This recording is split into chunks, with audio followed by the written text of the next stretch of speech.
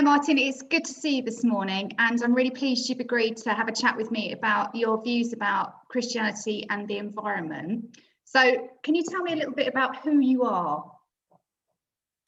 Okay, so I've been ordained as a Church of England minister since 2002.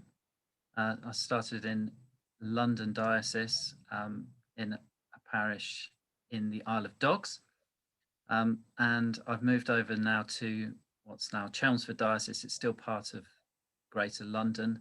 I'm a vicar of a church called St Gabriel's Church in Aldersbrook, which is Wanstead area, really. So between Wanstead and Forest Gate. So is that quite an urban area or is it quite country? What is it like? Yeah, interesting. It's blessed with some amazing natural beauty around us. So I look out of my study window onto Wanstead Flats, which is this great expanse of land. A lot of football pitches out there, but also some kind of wild heathland and trees, and then I only have to walk 200 yards the other way, and I'm in Wanstead Park. So it's a residential area. It's near lots of urban, but it is surrounded by green space. So it's an incredible place to live, actually. So it's kind of that mixture of those kind of two things, really. So what kind of your view on kind of creation and kind of God, and how does this all come in with your faith as a Christian? What does that mean to you? So I mean, I think it's probably helpful to just say a bit about how I've grown up relating to creation as a Christian. I grew up in a Christian family. My parents were both committed Christians, and I've always been a churchgoer. I would say within that context, my conscious awareness of the importance of creation was an evolving thing. I'm not someone who has grown up uh, with this desperate need to be in creation and going for walks and contemplating the flowers and bird watching or those kind of things you might associate with those nature lovers. I've been an outdoorsy person, but sporting wise more than anything. So my focus was on the ball rather than on a bird or on a flower. In terms of coming to a sense of the importance of the created order from a Christian perspective, it's been, I think, a slow growing understanding based as much on science and learning how important um, the care that and also the lack of care that humankind has played in our relationship with the natural order. So David Attenborough's stuff has been important in that the political world. I think one of the key moments for me was Al Gore, actually, an American politician who I think lost the US election. The work that he did, he produced a video that I recall at the time had quite a significant impact for me. And then I think I then went back to the Christian tradition to look for the richness that's actually been there all the time in terms of God's God creating the earth and also commanding and calling humankind to care for it. And so then I've had that kind of return to the sources of Scripture and our Christian tradition, and found in there uh, um, confirmation, if you like, of the importance of it as a um, you know, in our Christian life. Does that make sense? Yeah, it does.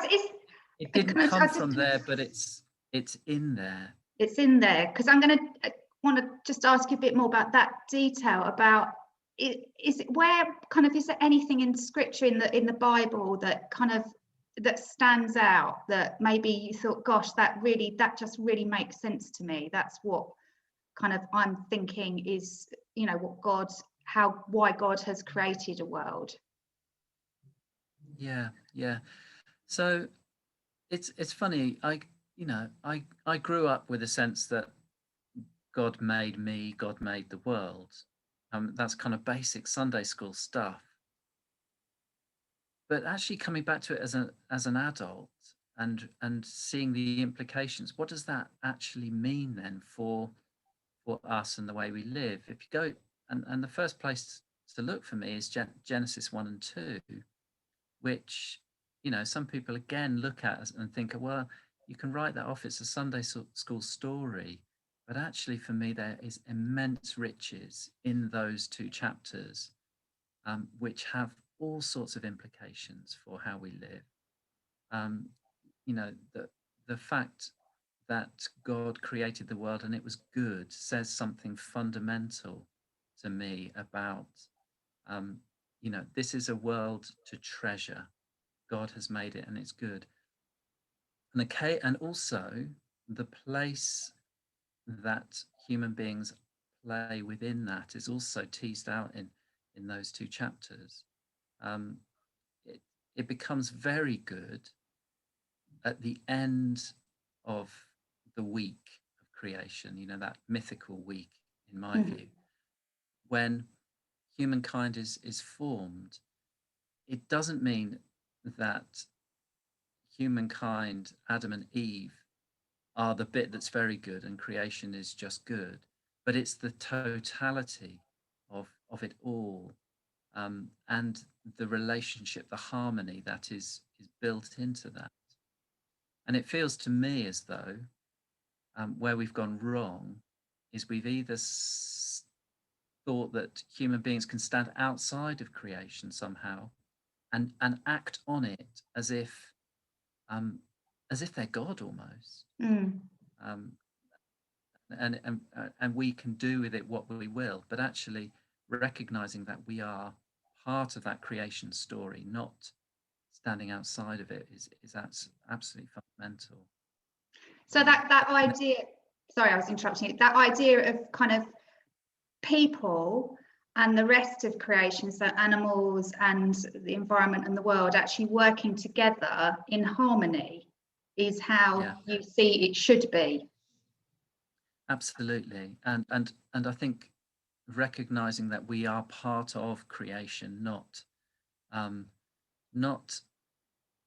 standing outside. That's the best I can say, really. We are the created world. We're not um yeah, we're not God. So we have no right to act as though we are God with the world. In fact, if we acted a bit more like God, we would nurture and sustain and give life to that. As it is, we have tended to um, manipulate creation as if it's an object outside that we use for our own ends. Um, and I think it's that harmony that's important. And I think you then start to see in the rest of the Old Testament things like the Sabbath in the Jewish law is a recognition that we need to take rest, and we need to give the earth rest as well, that we can't be working it constantly for our own gain and for growth. In the modern world, we're obsessed with making more, making our economies grow obsessively. We're seeing that just simply will destroy ultimately. And the Sabbath is almost a safety mechanism for the earth, that we are to let it lie. And within that, it wasn't just one day in the week, but it was 1 year in 7 that you were supposed to allow the land to recover, and then what Jubilee, the 1 year in 50 that you were to revert, you were to set any slaves free, you were to give the earth, anyone who'd claimed more than they should were to let go on that 50th year. So that, these mechanisms are recognizing that um, um, our tendency to want to grab should be,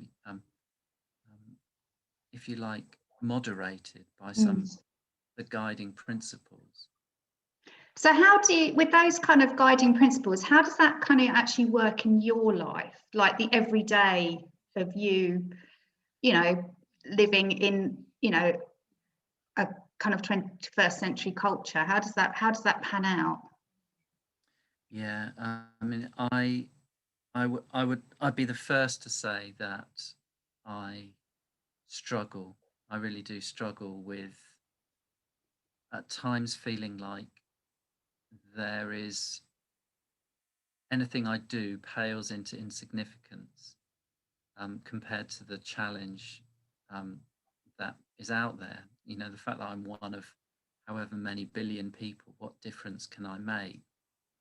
But I think I try to overcome that sense of hopelessness by recognizing that it's that kind of each drop in the bucket. If others are drawn into that, then we will make a difference. My difference may be small, but it's everybody's difference together that will transform our relationship with the planet. So the kinds of things are pretty basic, really, trying to reduce the amount that I buy, honestly, trying not to simply chase after the very next upgrade of the phone or the television or computer, all these things that, to keep hold of those things and make them work for me for as long as I can. Reusing, recycling, those are, basic things. I'm also a vegan, which is very much an environmental decision and commitment, partly influenced by my wife who jumped first. But for now 2 years, I've been um, uh, I'd say probably the purist vegan would say, "Wow, hang on, you've had some honey here and there." So it's for me, it's the principle is reducing my carbon footprint as much as I can, and I found in eating a kind of plant-based diet that I've really enjoyed it. To be quite honest with you, so. But that's something that our family. I wouldn't insist on it for others, but it's something that for me as an individual, I've made that choice, and it feels good.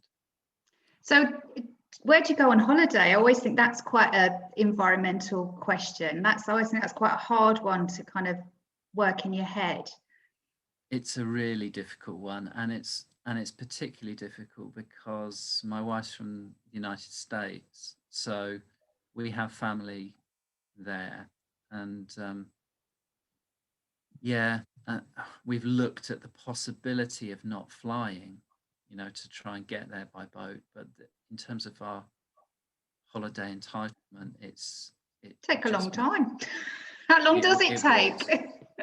Well, I mean, if you're going on a cruise ship, arguably, are you really reducing your carbon footprint? I think possibly not. No. Yeah. So you're, but it does. It would add. It'd be a 3 days journey, I think. I looked into it seriously enough, but then you've got to get back to, and they don't live on the coast, so you're looking at an internal flight once you get to the States. So, we haven't actually been since 2017. So that's not primarily an environmental choice. That's the way circumstances have. But we would not travel more than once a year. We make one flight a year at most. Generally speaking, if we're not in the States, we're in the UK for holidays, and we love camping. So that's really been. Greta Thunberg would not be making some of the choices that we make as a family, but you do what you can, I think, and recognise also your limitations. There is offsetting, but I think we're committed to that. So for the planting of trees for your flight, but I don't think that means you should then give yourself as many flights as you want just because you can pay for some trees. So do you think the kind of the Christian church, how good are they, do you think, in your opinion, at kind of caring for the environment? The church has been, I think, quite slow in discerning the kind of the negative pathways both that it and human populations have taken. So I think there are people within the church who have been campaigning on this for 40 plus years, but as a whole, I would say we're not I think we probably hold our hands up and say we've come quite late to this commitment, but I see a great deal now. Church of England has committed to being carbon zero by 2030, which is a challenging target, and but one that's taken on board by the national church. There are movements that are really trying to make the church's voices heard in relation to this upcoming international meeting in November, COP26, which is taking place in our own islands in Glasgow. And I think, I see the church as making some really positive indications of campaigning, getting MPs on board, getting local congregations to do climate services in this coming year. So there's a lot now that's happening, and that encourages me. I think people have really recognised that the science and the theology are coming together to push us really strongly in that direction.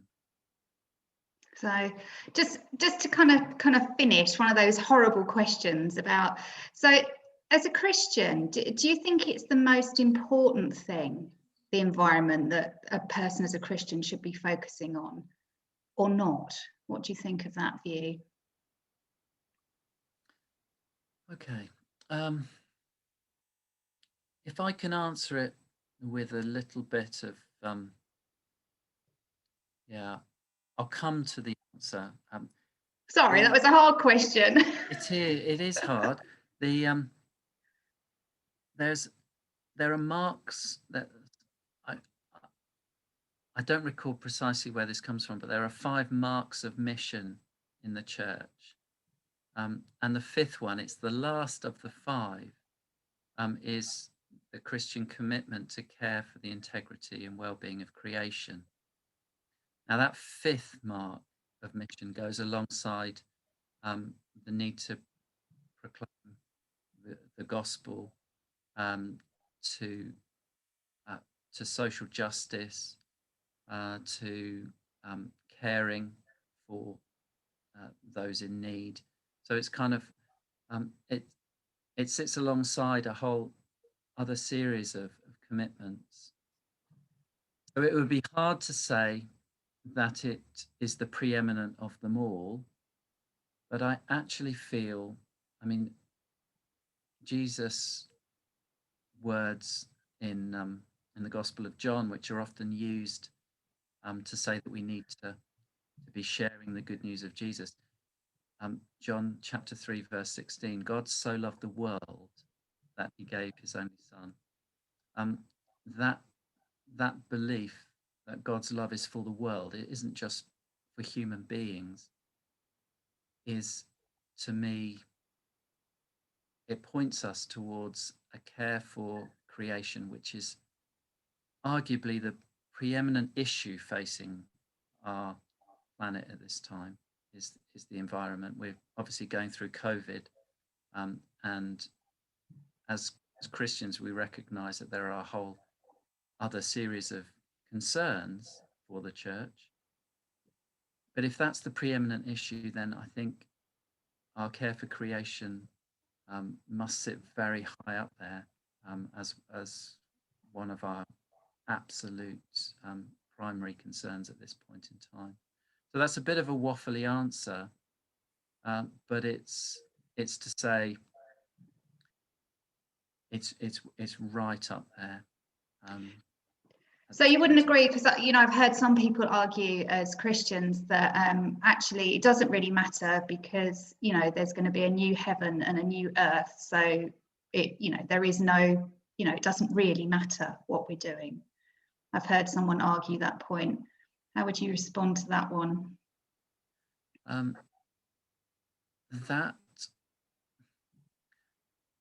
That kind of thinking is liable, I think, to take away our calling to any kind of action in any sphere of life. Because you could say the same about, should we be caring for the poor of the world? Because ultimately, they're in God's hands. Whether they die to this world, they're in God's hands ultimately. So therefore, I think, the very presence of Jesus on the earth is a sign to me that God feels differently to that view, that God feels that it was worth sending his son to the earth, both for people and for creation. And therefore, as God's son graced the earth with his presence, and cared enough to be present, we should care enough also for that same precious earth and its people and its plants and its animals. So I suppose I would look to the life of Jesus to answer that question, and it gives a strong affirmation to caring and to action, and acting now. Because that kind of then brings back that whole focus, actually, that it as a fundamental point, actually, to your Christian faith, that as you believe, in Jesus and what he has done for the world, and actually that brings it, I think, for you back round in a full circle then. Yes. So I started with the Old Testament and the kind of foundational stuff, but the presence, the fact of the Christian understanding that Jesus is God's presence on the earth, that's absolutely fundamental. And it creates for me the longing and the commitment to see that kingdom grow. Well, thank you so much for sharing all of those opinions and beliefs, and I've enjoyed listening, and I'm hoping our wider audience will have actually enjoyed hearing everything that you've said. So thank you very much, Martyn. It's been great to talk to you this morning. Sam. Yeah, thank you. Nice to chat.